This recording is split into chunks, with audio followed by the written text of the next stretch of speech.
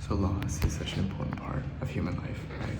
And I like to define loss as the death of an idea in some way to you. The death of an idea. And there's so many different ways to process loss, and there's so many different ways that you can lose, but you will lose. I can tell you that for sure. One day you will lose. You can lose someone in a certain way in a relationship.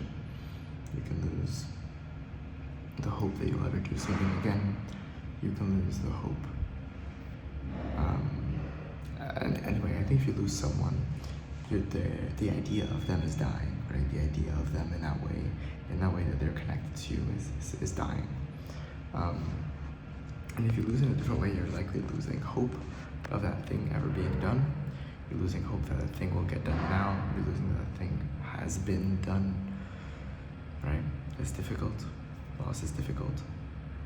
But that's the point of gratuity, right? Not gratuity, gratefulness. That's the point of gratefulness. The idea is just that while you're able to be happy, you are happy. And that might be like the single greatest thing about this earth, right? Because positive things are kind of optional, right? Negative things aren't. You need to go through bad things, like you literally just will, like you would avoid it if you could, but you can't. Whereas positive things, you choose to go through, right? You choose to do, you choose to intake.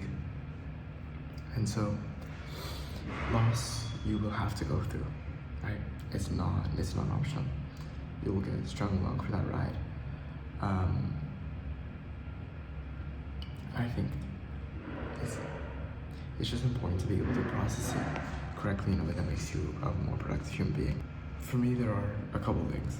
First of all, is letting yourself feel those emotions, obviously. Feel the loss. Feel whatever it is. You can lose someone, as in beyond a relationship, and they might die. And in that case, it's about feeling it, right? You might lose a particular game, and you can feel those emotions.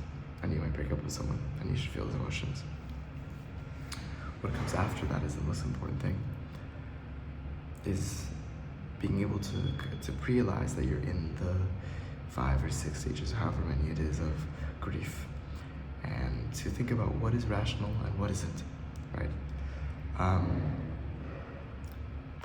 Bargaining is not rational, unless it is, right? Unless you had a direct impact, and next time you can do something different. Although likely it's not considered loss then, if you can just do it again next time, because you still have that hope that you're able to do it differently next time. For me, I think that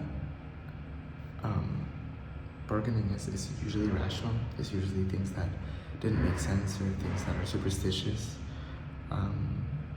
And it might make you feel better if you're able to do them differently next time, but ultimately, loss is scary. Loss is scary because it will come to you, and you don't know when, and you don't know in what way, and you don't know how you'll feel, and you don't want things to change about your life ultimately. Even if you think you do, like your body is used to the way that your life is, and it knows that it can survive in that way, and anything else it can't guarantee, and so it really gets anxious with. And I'm not saying anything about what you actually want, what your brain wants. But yeah. Does that make sense? I think I have to count this as a double episode, because it's very important and it's relevant. And there's a very long story to why I could not make a video yesterday. You'll find out about it soon. But for now, I'm going to bed. I've slept 6 hours in the last 48. So I will see you soon. Hopefully tomorrow. I have no excuse tomorrow. But I am excusing myself for yesterday. Although this will just be a double upload. Okay, bye-bye. Remember,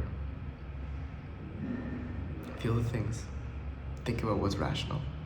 Think about what's not rational. Be yourself.